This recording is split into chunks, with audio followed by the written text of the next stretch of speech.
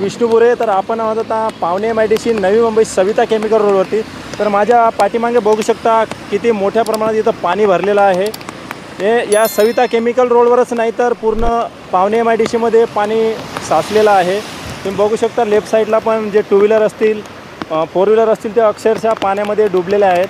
तर आम्ही पाचच्या गल्लीत गेलो, बघू शकता किती मोठ्या प्रमाणात पाणी आहे इथे. कारण या MIDCमध्ये ठाणे बेलापूर रोडला पण पाणी भरलेलं असल्यामुळे ते पूर्ण वाहनं जे आहेत ते लांबच्या लांब रांगा लागलेल्या आहेत. तर पाठीमागं बघू शकता BMW गाडी आहे ते पाण्यामध्ये अक्षरशः थांबलेली आहे, बंद पडलेली आहे. एक साईडला बघू शकता या कंपन्यामध्ये सुद्धा पाण्याचा प्रवाह तुम्ही बघू शकता किती मोठ्या प्रमाणात पाण्याचा प्रवाह आहे. कारण हे पाणी अक्षरशः पूर्ण पावणेश्वर मंदिर पूर्ण जाम केलेलं आहे. पावणेश्वर मंदिरावरही काही टॅक्सी काही टेम्पो होते ते पूर्ण पाण्याखाली पूर्ण पाणी गेलेलं आहे. त्याच्यामध्ये ते गाड्या आता चालू होतील नाही होतील त्याची काही शक्यता नाही चालू होतील म्हणून, कारण त्या गाड्या पूर्ण पाण्यामध्ये भिजलेल्या आहेत. आणि हे जे MIDCचे गटर आहेत हे गटर तुम्ही बघू शकता हे पूर्ण खुल्या अवस्थेत सोडलेले आहेत. हे एकच गटर नाही, आम्ही 3-4 गटरची पाहणी केली. ते अक्षरशः नागरिकांना ये जा करण्याच्या रस्त्यावर 3 ते 4 गटर असे खुल्या अवस्थेत सोडलेले आहेत. आता रात्रीच्या वेळेस जर पाण्याचा अंदाज कुठल्या नागरिकाला आला नाही तर त्याची काय अवस्था होईल या गटरमध्ये गेल्यानंतर. तर बघू शकता ही ॲम्ब्युलन्स पण आलेली आहे. ही ॲम्ब्युलन्स बघू शकता, ही ॲम्ब्युलन्स पण अक्षरशः या पाण्यामुळे थांबलेली होती. हे बघू शकता पेशंटची अवस्था बघू शकता तुम्ही कशा प्रमाणात पेशंटला जावं लागतं आणि चालक लोकांना किती मोठ्या समस्येचा सामना करावा लागतो. कारण इथं जे पाणी साचलं त्याच्याहून हे समजतं की इथं नियोजन कशा पद्धतीनं केलेलं आहे. महानगरपालिकेने निश्चय केला नंबर पहिला हे फक्त कागदावरच बघायला मिळते. बाकी तर हे बघू शकता तुम्ही काय आहे ते. हे बघा बाईक स्वार पण इथं पडलेला आहे. पाण्याचा अंदाज न आल्यामुळे तिथेही छोटासा गटर आहे आणि अक्षरशः ते पडता थांबले. सुदैवाने त्यांना कुठली इजा पोहोचलेली नाही. कारचे ड्रायव्हर आपल्यासोबत आहेत. सर काय सांगाल किती तासापासून इथं थांबलेला आहात तुम्ही? 2 तास झाले. आता पण पाऊस थांबत नाही आणि गाडी जात नाही, काय करणार. मग आता कुठून आला आणि कुठं जाणार होता तुम्ही? आम्ही आलो ठाण्याहून, आम्हाला जायचं होतं खारघर, आता परत ठाण्यात जाणार. पण आता किती जागेवर तुम्हाला पाणी साचलेलं दिसलं आणि इथं काय अवस्था आहे? इकडे एक पुढे दिसलं पाणी आणि इकडे पुढे हाईवेकडे पण आहे. अभी मैं थाने से आ रहा था तो बीच में बारिश आया, फुल बारिश चालू है. तो अभी जा रहे थे खारघर अभी घूमने के लिए, गांव से आए हम लोग. बहुत बारिश था इसलिए वापस जा रहे हैं. अभी गुजरात पछाऊ से आया हूँ मैं. तो गुजरात का कंडीशन देख के और इधर का परिस्थिति देख के क्या ऐसा बारिश में पहली बार देखा. कच्छ में ऐसा नहीं होता कभी भी. BMW खड़ा है, नहीं आगे जाएगा.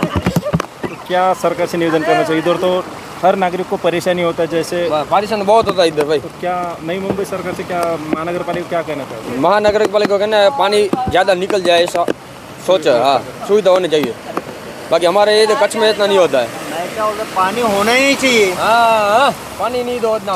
क्यों यहाँ पे इतना पानी है? वापिस जाना पड़ा. मैं पहली बार घूमने आया हूँ, वापिस जाना पड़ा. मैं MP से मध्य प्रदेश से हूँ. MP से ना, मैं गुजरात से. पहली बार वापिस पानी हो गटर मतलब सरकार कहाँ है? तो अपने साथ कुछ रिक्शा वाले हैं, अपने मित्र हैं और पैसेंजर को रोज़ स्टेशन से कंपनी ही स्टेशन ये छोड़ने का काम करते हैं डे नाइट. सर क्या परिस्थिति है आज की तुम्हारी? हमारी परिस्थिति यही है कि रोड पे पानी भर जा रहा है, घुमा के लेकर आना पड़ता है और नहीं चलाएगा तो घर में कैसे काम चलेगा. सुबह से अभी कितना घंटे से आप रुके हो? मतलब सुबह तो आपका बिजनेस रहता है लेकिन हाँ. बारिश की वजह से वो तो अभी बंद होगा. तो कैसा परिस्थिति है आज का? आज का तो बोले तो ऐसे पानी भरा है, बहुत ख़राब चल रहा है.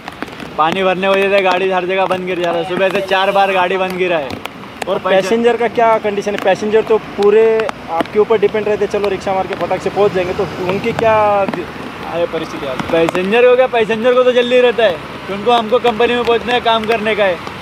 अब उनको तो पहुंचाना हमारा काम है. अगर हम लोग उनको बोल देंगे 10 रुपये भाई ज़्यादा होएगा तो क्या बोलेंगे कि भाई तुम पैसा ज़्यादा बोल रहे हो. अब हमारा अभी गाड़ी ख़राब होता है, गाड़ी चलती है, हम लोग भी इंसान है, अगर खाना खाएगा जब भी चलेगा. अब गाड़ी में भी अगर रोड पे चलेगा, जब पानी में जाएगा तो गाड़ी में काम आता है. अब पैसेंजर को बोलेगा 25 रुपये सीट है, 30 रुपये सीट है, तो पैसेंजर बोलने में नखनकाता नहीं देता है. तो हम लोग भी गाड़ी खड़ा कर देते हैं टाइम पे. क्या कौन मगजमारी करेगा? इतने पानी में गाड़ी चलाएगा, पानी में गाड़ी भी बंद गिर जाता है तो पैसेंजर उतर के चले जाते. तर बघू शकता इथे मोठ्या प्रमाणात पाणी साचलेलं आहे आणि आम्ही BMW ला धक्का मारण्याचा प्रयत्न केला, पण ती गाडी लॉक झाल्यामुळे ते पुढे मागे सरकत नाही आणि तर तिथेच त्या गाडीचं नुकसान होण्याची दाट शक्यता आहे. कारण इथं खूप नागरिक आहेत, झोमॅटोवाले असतील, रिक्षावाले असतील, ओला उबेरवाले असतील किंवा प्रायव्हेट कारवाले असतील, त्यांना मोठ्या समस्येचा सामना करावा लागत आहे आणि इथे हजारोच्या संख्येने नागरिक ये जा करत असतात आणि त्यामुळे इथे सर्वच नागरिकांनी नाराजी व्यक्त केलेली आहे.